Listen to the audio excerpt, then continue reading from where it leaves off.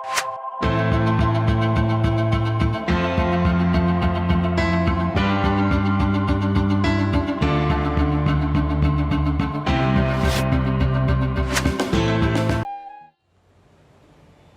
speech is a special gift to a human being. बोलने की क्षमता मनुष्य को दिया गया एक विशेष उपहार है। एक इंसान जितनी जटिल आवाजें निकाल सकता है वैसा कोई दूसरा जीव नहीं कर सकता। हाँ, एक हाथी की चिंगाड़ हमारी आवाज से कहीं तेज हो सकती है। ये आपके हाथ पैर ढीले कर सकती है। अगर हाथी आपके पास आकर अचानक से चिंगाड़ दे तो बस उस आवाज से ही आपके हाथ पैर ढीले पड़ जाएंगे। एक शेर दहाड़ सकता है, पक्षी भी बहुत सी आवाजें निकाल सकते हैं, पर कोई भी जीव उस जटिलता के साथ नहीं बोल सकता जैसे हम बोल सकते हैं। भाषाओं को सोच समझकर इस तरह से रचा गया था ताकि इसका उच्चारण ही शरीर को शुद्ध कर दे।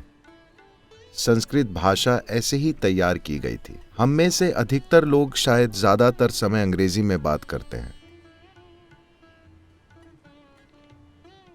सारी भाषाओं में से, जरूरी नहीं कि सारी भाषाएं, भारतीय भाषाओं या देसी बोलियों की तुलना में या स्पेनिश या लैटिन या चीनी भाषा की तुलना में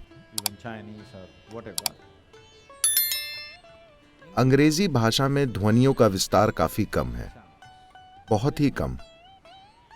ये वजह है कि अगर आप जन्म से केवल अंग्रेजी ही बोल रहे हैं तो आपको कोई दूसरा मंत्र या कोई दूसरी भाषा बोलना इतना मुश्किल लगता है, क्योंकि आप वाणी की एक बहुत ही सीमित रेंज को इस्तेमाल कर रहे हैं। तो आपके बोलने में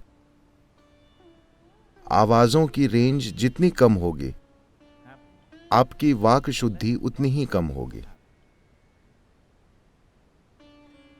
So now you have to fix it.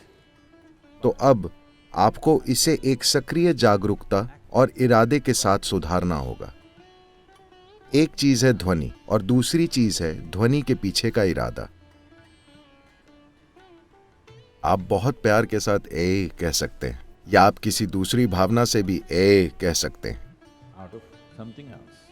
अब ये दोनों शरीर पर एक सा असर पैदा नहीं करेंगे, Because the volition of the action is the important organ. कार्मिक प्रक्रिया का अहम हिस्सा इरादे में होता है, न कि किए गए कार्य में। इसी तरह से कर्म का मुख्य हिस्सा इरादे में है, न कि ध्वनि में।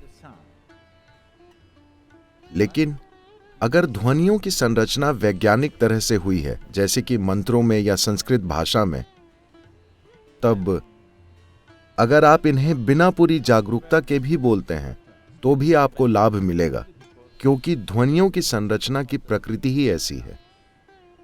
लेकिन अब हम ऐसी भाषाएं बोल रहे हैं जो उस तरह से नहीं बनी हैं, तो बेहतर होगा कि इसके इरादे पर ध्यान दिया जाए।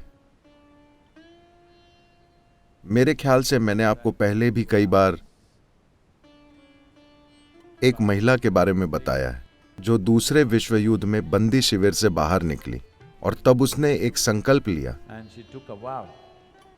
You know?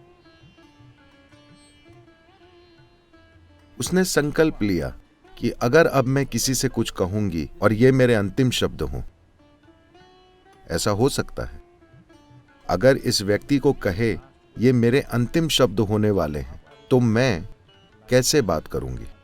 मैं हर किसी से बस उसी तरह से बात करूंगी।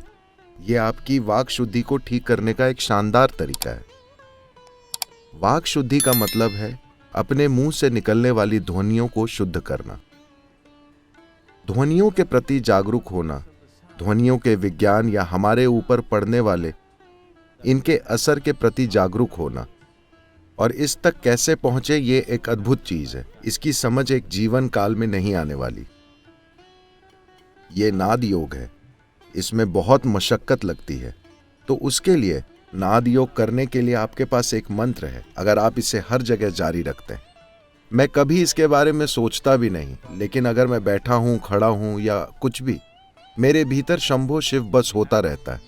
ऐसा नहीं है कि मैं ये बोलना चाहता हूं, बस मेरी सांसें खुद ब खुद ये आकार ले लेती हैं। ऐसा सिर्फ इसलिए नहीं हो रहा है क्योंकि मैं एक कार्यक्रम में बैठा हूं या मैं कोई जरूरी या गैर जरूरी चीज कर रहा हूं। उस तरह से आप भी इसे अपने जीवन में ला सकते हैं। बहुत से लोगों ने अपनी बातचीत में गंदे शब्दों का इस्तेमाल करना चुन लिया है।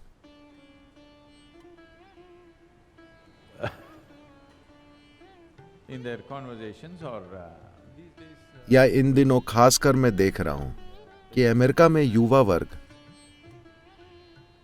वो बस एक शब्द से पूरा वाक्य बनाने लगे हैं। no.